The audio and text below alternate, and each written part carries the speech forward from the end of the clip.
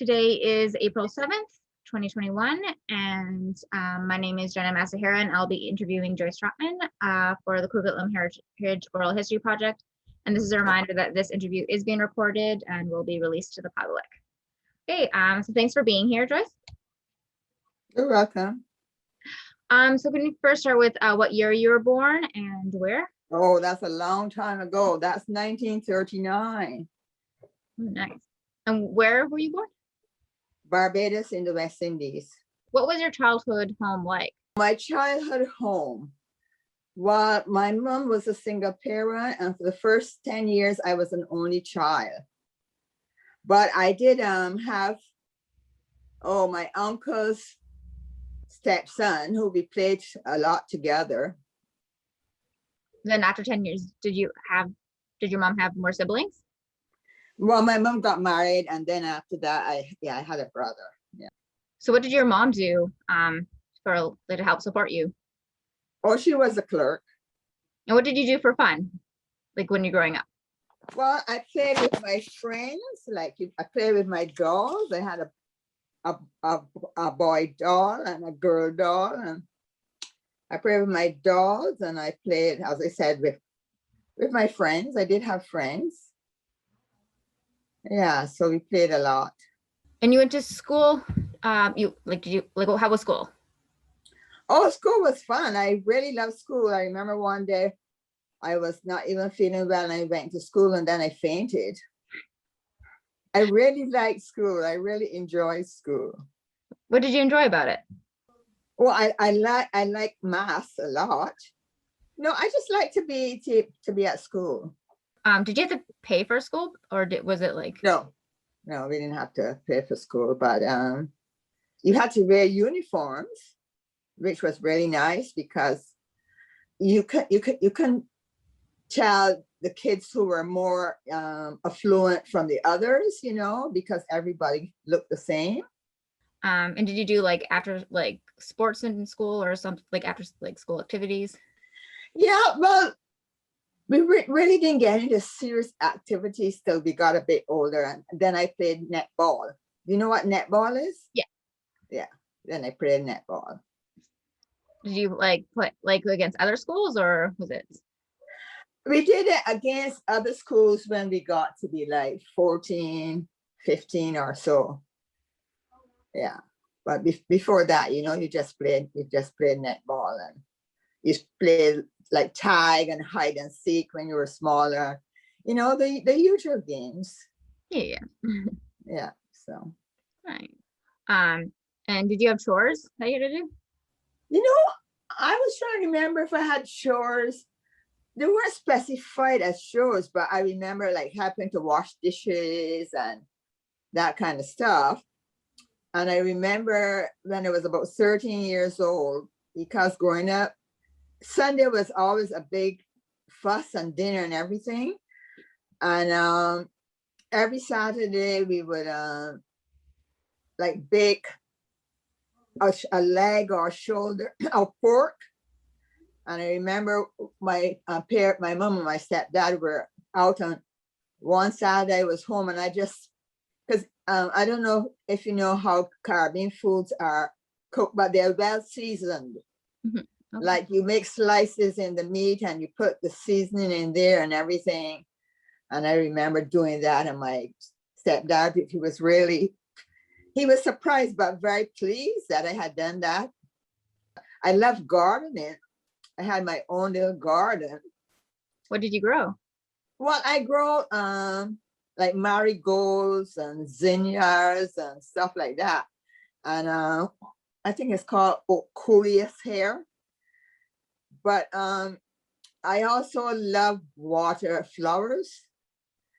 And I remember one day, I'm telling you this because it's funny, I was on holiday, and I spent almost a whole day digging this big hole because I wanted a water lily garden. And then it was just outside in the front yard, just outside the window, one of the windows. Yeah.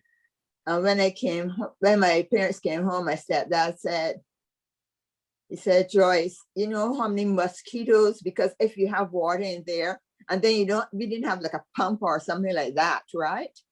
He said, do you know how many mosquitoes are going to be coming into the house? And the next day with my broken heart, I put all the dirt back into the hole, filled it up. Yeah. Do you have a garden now? I don't have a garden now because we live in a condominium. Okay. But I do have some pots, planted pots. Mhm. But when we lived the other side of Coquitlam in the Coquitlam, I did have a lovely garden. I even have pictures of my garden. Yeah. So like you like to grow like flowers and stuff, right? Yeah, well, I wasn't a big flower person, although I did have some flowers. But I like hostas. I don't know if you know what hostas are. And you more or less grow them for the leaves.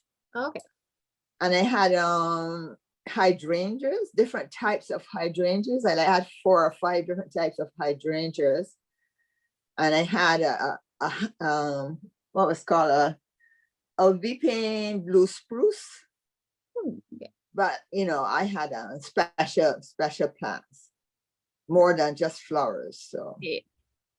Did you ever grow like vegetables and stuff, or? We tried growing a couple of like carrots and stuff, but our yard was onto the park. There was not enough sunshine to really grow vegetables as such. Mhm. We did have one apple tree, a small apple tree. And I did have like rhubarb. Oh yeah, that's easy to grow. Some herbs like thyme and chives and that sort of stuff. Going back to your growing up, like what was your like family dinner sort of like? Well, Sunday was always a big dinner. Mhm. That was a special dinner. But other than that, we had see some of the stuff, unless you're a Caribbean person, you might not get here. We have what they call yams. We had sweet potatoes, but there were different types of that. And you have pumpkin, but you did a lot of peas and rice. Mhm. Like you would, boil the peas there soft and then you mix it with rice. So you did have a lot of peas and rice. But for your vegetables, you had spinach, which is a bit different from the one here. And you had carrots and you had beets and turnips and that sort of stuff.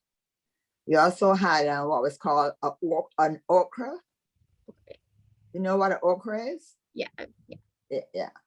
So you had okras, and it used to be known as a Barbadian traditional dish. It was called cuckoo. Okay. And what that was, boiled okras, and then it was an art to it because then you had to add corn meal. Mhm. Corn meal is a bit finer than corn. Well, I think it's finer than corn flour. Okay. One is finer. Maybe the meal is finer.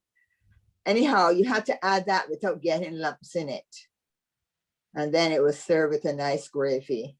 How long did it take to make? It doesn't take long if you know what you're doing.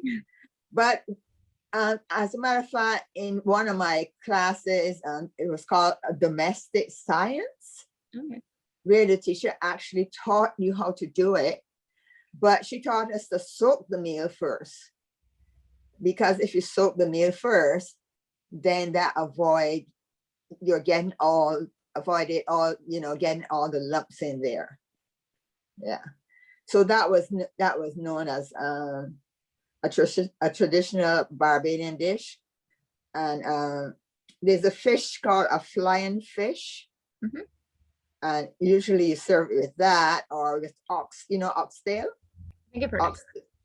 Oxtail is it's just the tail from beef. Oh, okay. Yeah.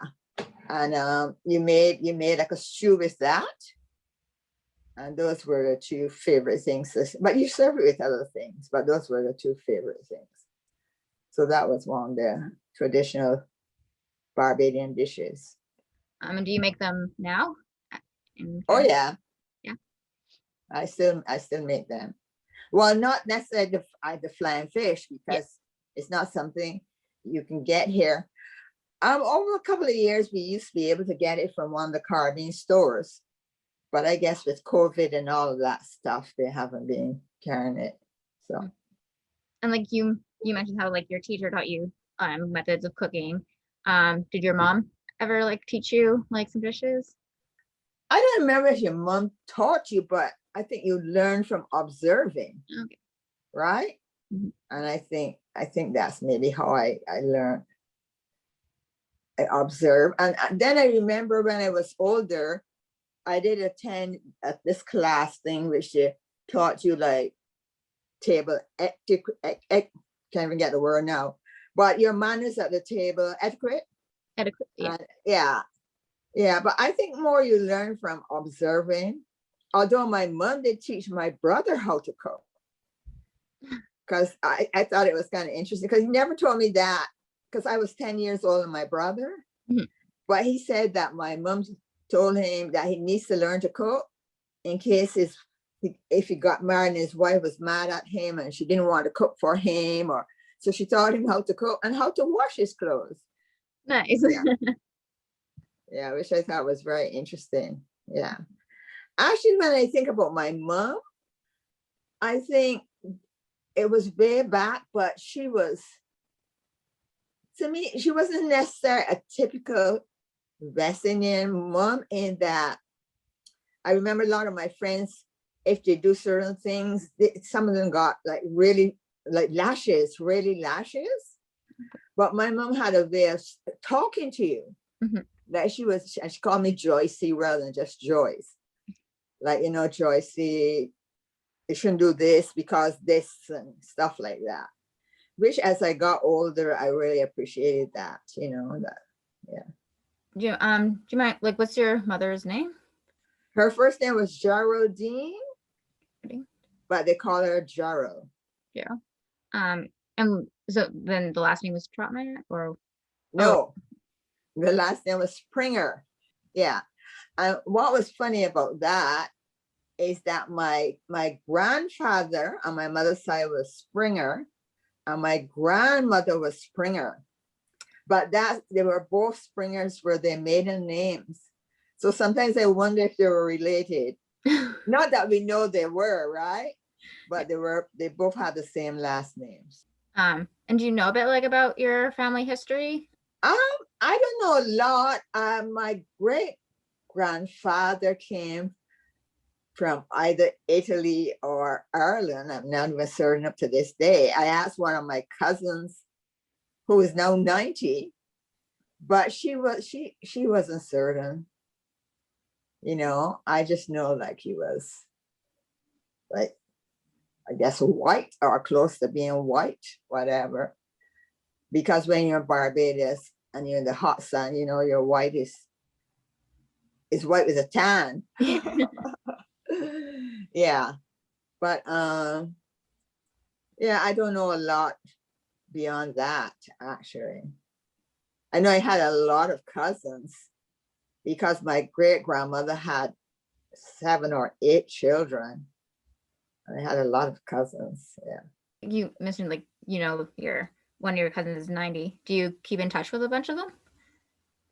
Yeah, we talked up to about 2 weeks ago. And when Phoebe and I go to Barbados, but mark you, a lot of them have, gone to be with the Lord. All right. A lot of them are, yeah, because they won't be very young anymore. Mhm. So yeah, but I still have some cousins there.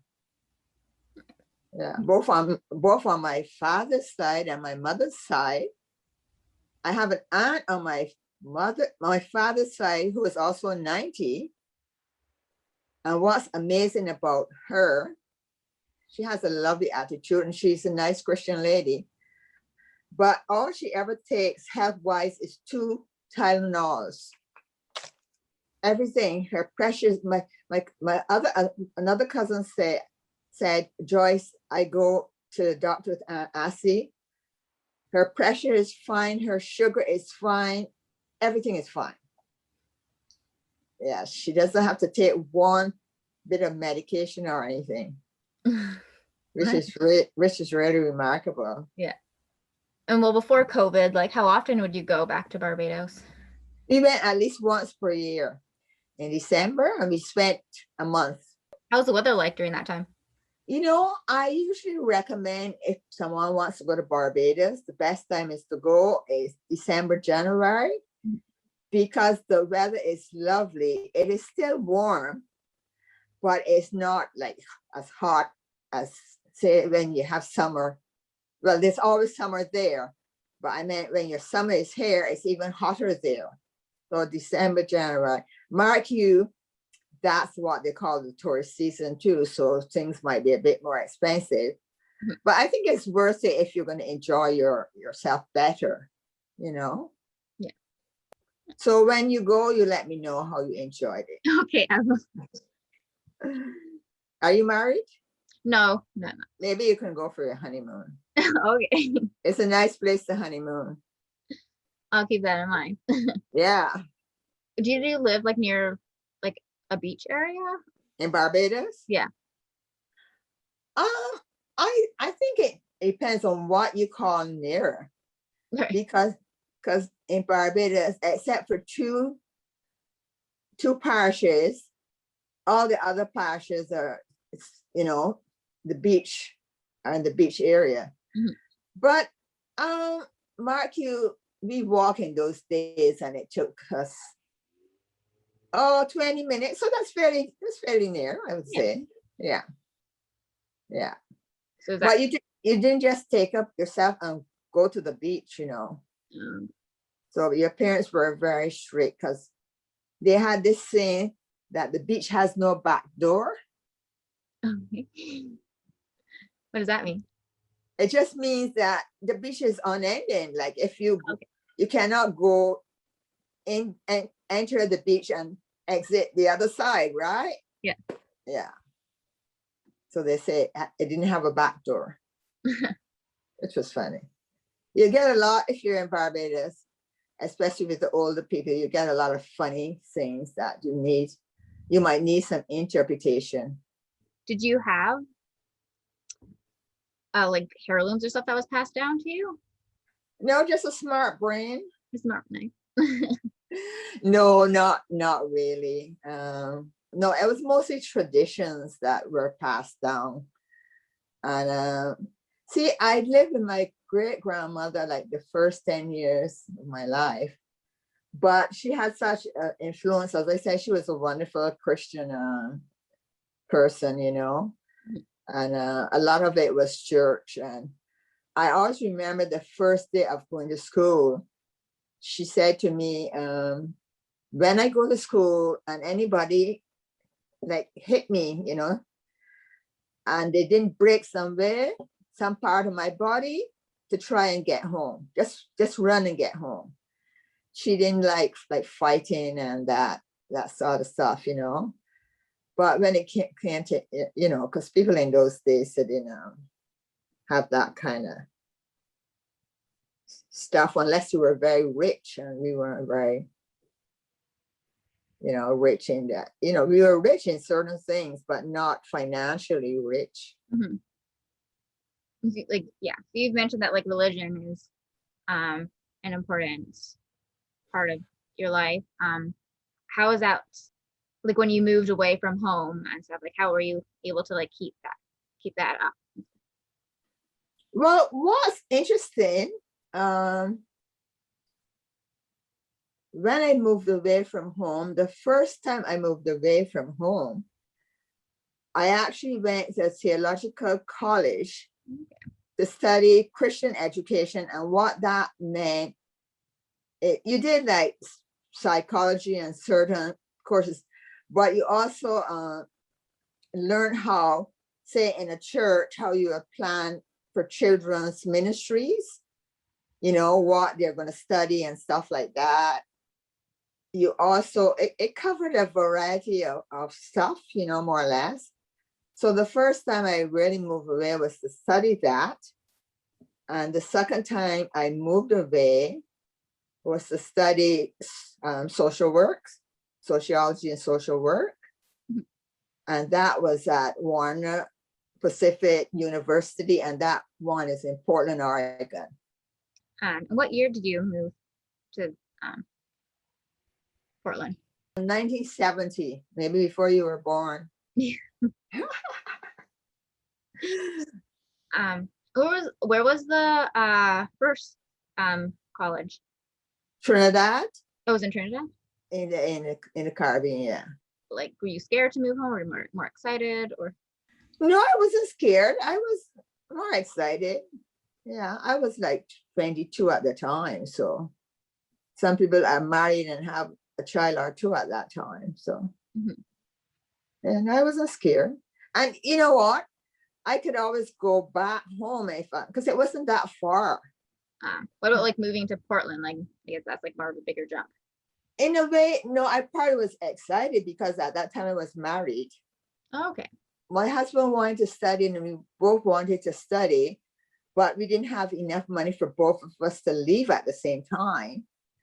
And because I was working as an executive secretary at a German firm in Barbados. So he went on first. So it was kind of exciting to go, actually. How long was the separation? About 6 months. Okay, not long. Not very long, yeah. But did you like send letters back and forth to keep in touch? Of course, my dear. You still have? Yeah, and we did a lot of talking on the telephone. Okay. Yeah, I think we probably talk more on the telephone than write letters.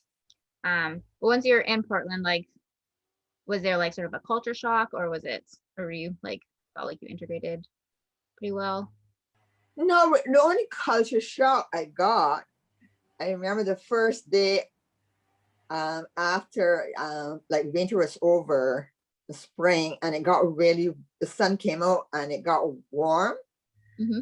I thought students were going crazy. They took off their shoes and it's like everybody, oh, like the sun, and I was used like to the sun like every day, right? And I never forgot that. It was hilarious to see how people got on because the sun came out, But it was really a culture shock because I think you learn of different cultures and you see things and everything, so you know it's going to be different. You know it's going to be different.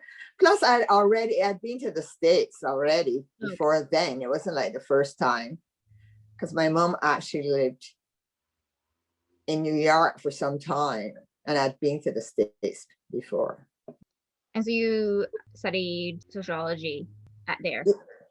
Yeah, well, you see, I had like a double major, but my degree is like a Bachelor of Science.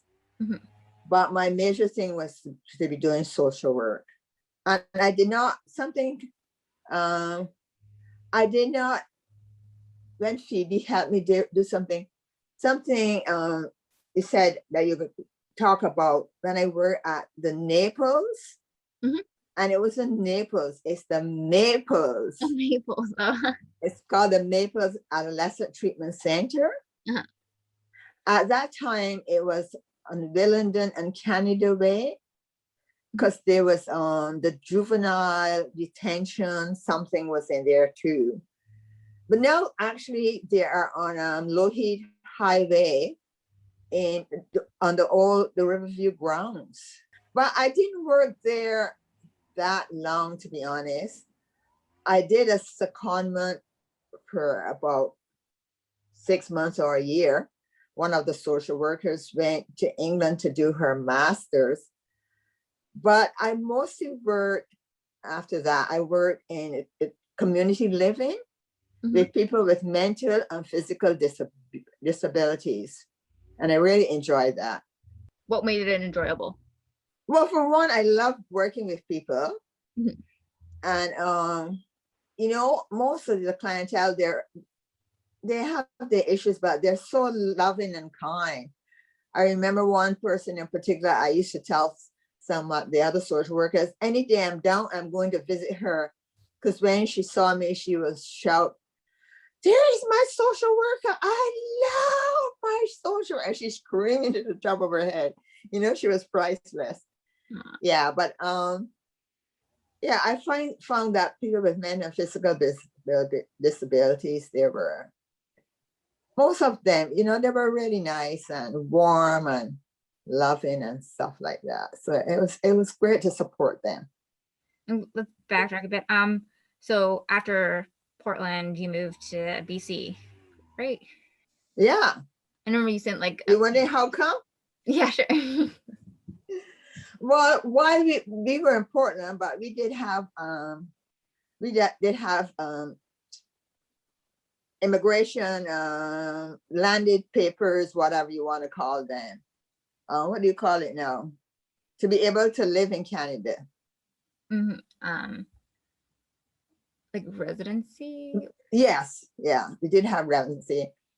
And I have a brother-in-law, he still lives in Quebec. But Henderson and we didn't, that's my husband, late husband. We didn't want to go to Quebec.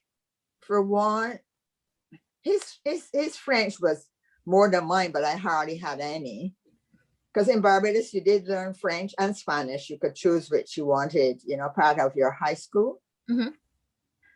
But I had quite a number of friends that I already knew that were living here. One really good friend, she did pass away, gone to be with the Lord. I met her in Trinidad. She was from St. Kitts, and we both went to Trinidad to study. Mm-hmm.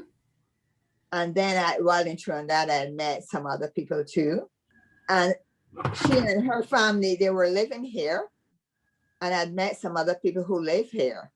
So it's like, you know, and while we were in Oregon for the 4 years, most of the Christmases we came up to BC.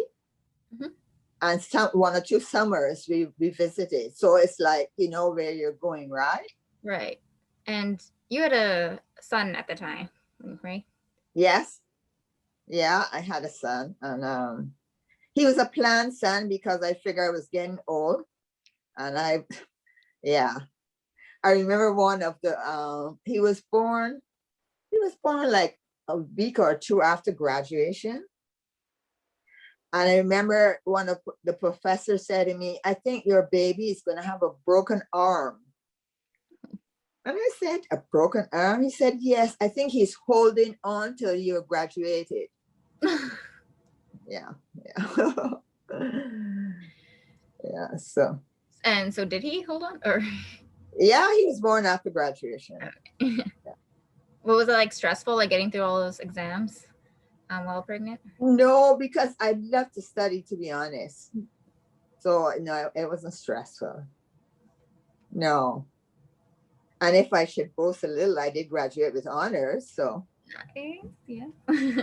Yeah. No, I enjoy studying. As some of the students used to ask my husband and me, how come you guys like to study? And I could not understand why you would study something or not study, maybe get an A or B because you bought a paper or something, and be proud of that. Mm-hmm. You know, I think if I'm going to get a good grade, I need to know what's about. Yeah. So I really did enjoy studying, to be honest. Yeah, my husband enjoys studying too. What did your husband study? Well, he did social work too. Oh, okay.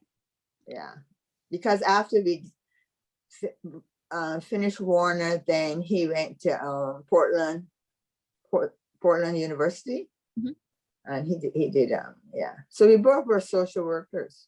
And so then you moved to BC. Where did you live first? We lived in one of those apartments on Brunette Avenue. Okay. But there's several buildings, and the building that we actually lived in was on Adair. So you can see that building more if you are on Lougheed Highway, mm-hmm. as compared to Brunette Avenue. But it's all part of the same, the owners are the same. what was like the area like then? I don't know. I don't think it's much different. There are a few more buildings. Okay. Like for instance, do you live in Coquitlam yourself? I live in Burnaby. You live in Burnaby.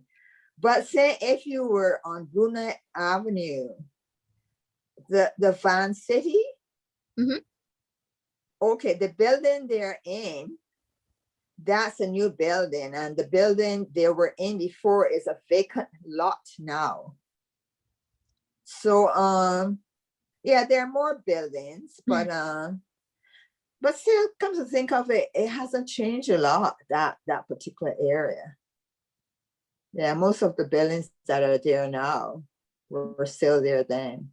What sort of like community organizations or groups did you join or be part of? Side church, Yeah, yeah, besides church. it's part of the Barbados Association Mhm. of British Columbia. And well, you have several people who are members of the association. We started in 1986 after Expo. We started to have things like a annual, we call it a banquet, a celebration, independence celebration, you know, and you'd have a banquet. And then later we have like a gospel concert with tea, and we serve tea.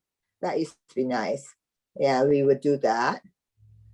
I was part of Coquitlam Garden Club. Okay. Yeah. Oh, what else do I do? That's a long time ago. Trying to remember what else I did. More or less. Well, of course, it's taking your kids to school and, you know, attending parent teachers meetings and visiting with friends. And it used to be kind of fun because on New Year's Day, we would have this big celebration where in our little house, you'll have like 40 people or so for dinner, you know. We used to be fun. What sort of food would you serve? Well, mostly traditional. Somebody may bring something Western in, but it was mostly like, you know, I remember like the first year I tried to do everything, and the group was as big. But then after that, we would do the turkey and the ham and maybe rice, but other people would bring, you know, veggies and macaroni and cheese and different little side dishes and stuff like that. And it was funny because the first time we did it, we did a brunch, right? And it's like 4 o'clock and people are still there. And I'm saying, what are we going to give them to eat, you know? So we try to come up with some other stuff. Yeah, and then another year we tried to do a brunch and a dinner, and then we just boil it down to doing just one meal. But it used to be fun with all our friends and children and their children, you know. So that was, yeah, we had a good time with children growing up and that sort of stuff. Are you still like do you still like part of the Barbados Association of BC? Yeah. Yeah. Yeah. But because of COVID, we did like a online Christmas caroling. Okay. We did that. But we can have the you know, the celebration last year and this year. Mm-hmm. Yeah. Not well, the year before and then last year. Yeah. But I'm still a part of the association. Do you mind talking about like how like COVID has affected your life? I would guess that the main thing is that you cannot meet as much. Even to one of my highlights in my life is going to church. Mm-hmm. So you're doing like church online. One of the blessings in that for me, I remember the first time I did church online. I go to Hillside Community Church. It's on Austin Avenue. Okay. You're welcome to come there if you don't go to church. We'd love you and you would love us. But so the first time I did that service with Hillside, I still like to watch that program. It's called The Hour of Power. The original program was Crystal Cathedral with I can't remember his name. Anyhow, but that first time I even went to Barbados, I was able to do see the service of my church I used to go to. Oh, wow. In Barbados. It's like, whoopee, that was a highlight. I still do services in Barbados too. So the most thing for me is like I can't get out like stuff, and there's things that you would have done that you didn't do, but generally, like, I'm not like depressed and that kind of stuff, because remember I was the only child for 10 years, so I've learned how to be good company with myself, more or less. Mhm. And I don't mind being with me, some people, but I don't mind being with me. And I remember when it first started, it says, well, we have to stay away from others, but you don't have to stay away from God, and he could be good company too. Yes. So, and I like music, so I do a lot of music on my iPad. I listen to music and have been finding out some singers that I didn't know about. Mhm. Yeah. Phoebe laughs at me because I watched these they're triplets. They're so cute, from Jamaica. So I call them my new granddaughters. Aw. Yeah, so I listen to them, and I listen to different kinds of music. The Gators, you might not know who they are. Yeah. How did you listen to music growing up? I listen in the radio. Yeah. Okay. Yeah. I remember we never had TV till I was about 17. And I told that to a kid once. He was about 6 or 7. He said, "Oh, that's so sad. I'm so sorry for you." And I says, "No, because I learned how to entertain myself and to be creative." Yeah. So Nice. Do you play any instruments yourself? I started music lessons when I was about 16. I do have a piano. And I bought it because that was going to be my seniors, what should I say, hobby or whatever. Mhm. But no, No. I haven't been playing really. I could play. I used to be able to play like 2 hymns, which I probably can't play anymore. But I think I still have my books and everything. Strange that you should ask that, because the other day I said, maybe I should find a teacher and see if that could help. They say as you get older, you need to keep your brain, whatever. But no, I just play the fool occasionally, I guess. And what is like with your family, like with your kids and stuff? What did you do for fun? Well, what do we do for fun? Well, we attended if there were anything like going on. We met with other families. The kids didn't like it as much because the adults would play. There's this game called Rook. Okay. You probably don't know it. It's a card game. Oh, okay. So we met with families and we would play card games, and we would go on picnics, arrange picnics where other family and children. And while we were there, we would organize sports that they'd have different kind of sports that we did, there. Yeah. And of course, we enjoyed going to church.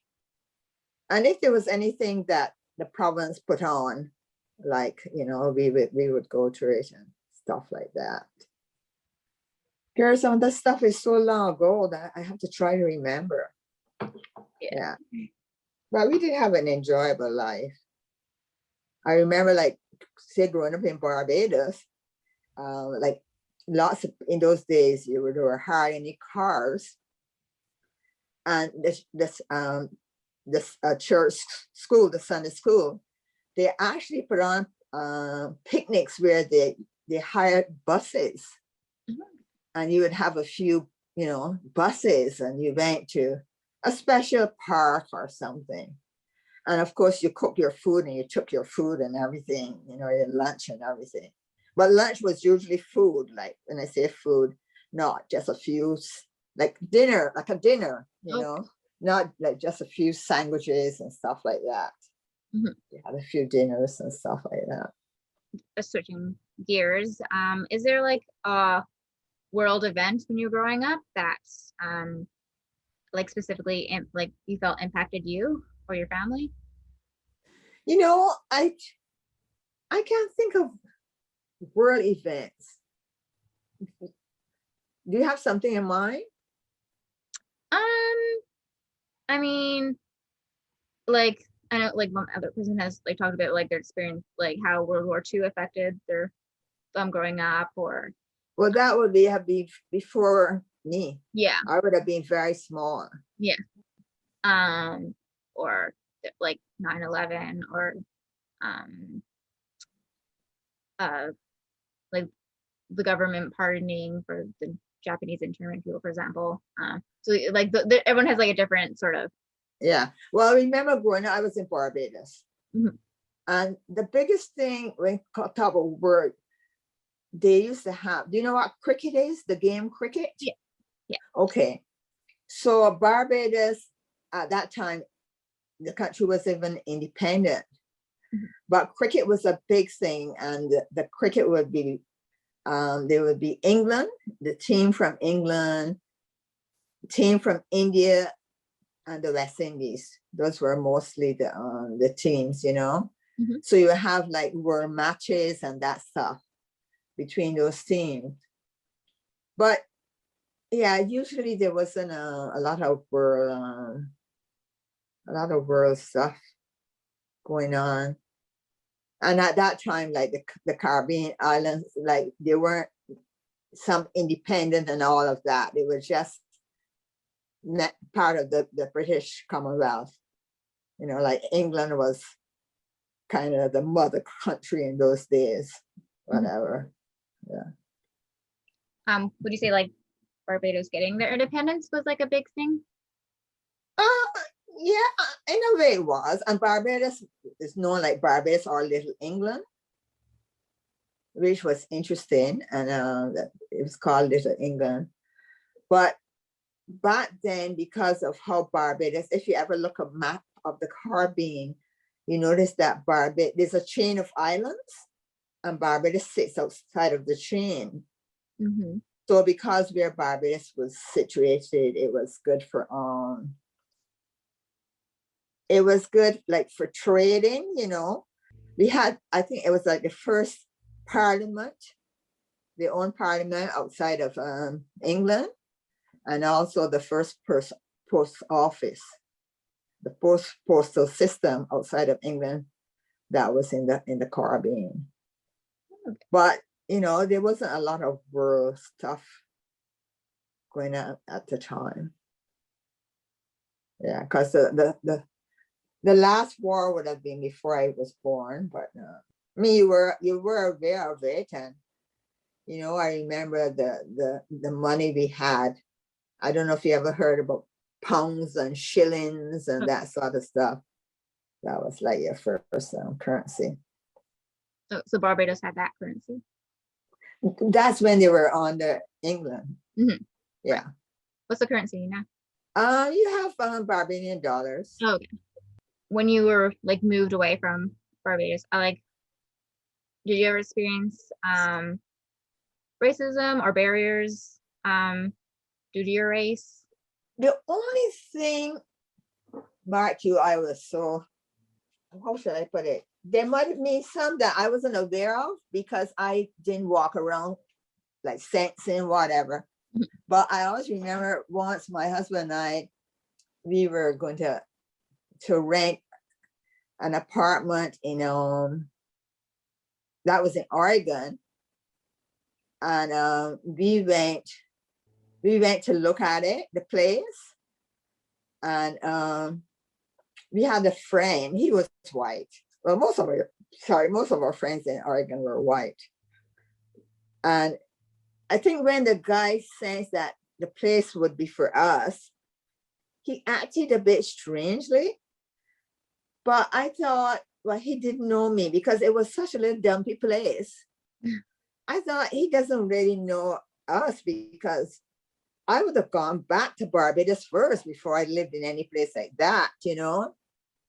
But I can't think of Marky, most of our life was associated with church. Mhm. So that might be part of it. But I can't think. I know in Oregon, there was an area where there were blacks. But in Oregon, I don't think there are that many blacks either, you know. So I can't think of myself where there was anything that I could think of. You mentioned that like there wasn't a place to do your like hair and stuff in like Coquitlam growing like when you first arrived or something. Who mentioned that? Like in your interview, well, like in a previous interview with Tan. Well, there weren't many places to do your hair. Mhm. But I used to go to I went downtown. I mean, I still got my hair done. I would go downtown to that hairdresser, and she's gone back to Jamaica. And then after that, I went to West Van to Alfreda's, and she's still there. But there weren't a lot of places that you could get your hair done. Mhm. Yeah, and I don't blame anybody for that because I think more Black people would have had to study to do their hair. Right. If you know, because I think sometimes when we say there weren't a lot of places to get our hair done, well, there weren't a lot of us who studied how to do our hair, right? So, but getting my hair done wasn't necessarily a problem. It just took a lot more time to get my hair done. So right now, now I go to it's Eddie and Eve, and it's just Michelle Hill. She's the owner, and it's just here off Austin on Ridgeway, just off Austin. So it's not that far. Nice. Yeah. And before I moved, it was like 5 minutes down 5 minutes drive, but now it's a bit more. What would you say to like the younger generation coming up about like how like the world is different, or like just advice you have for them or something like that?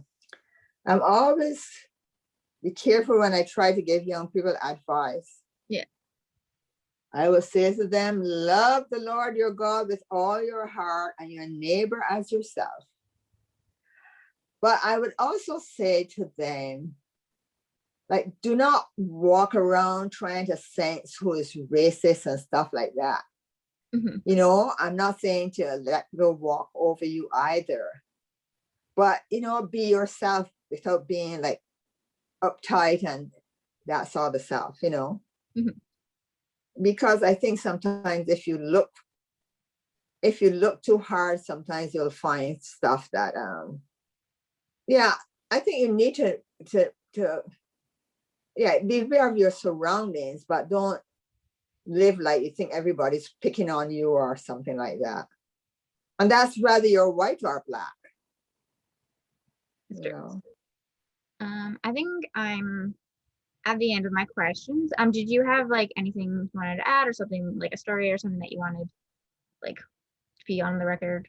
Only that I really enjoy living in Coquitlam.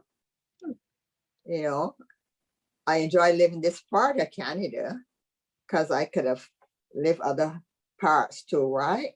Mm-hmm. But I really enjoy living in British Columbia. I thank God for the opportunity in my life that I'm able to live here. Great. Thank you for I'm doing this interview. Yeah, thank you for grilling me. It was, I'm just kidding. No, I enjoyed it. It was good. Yeah.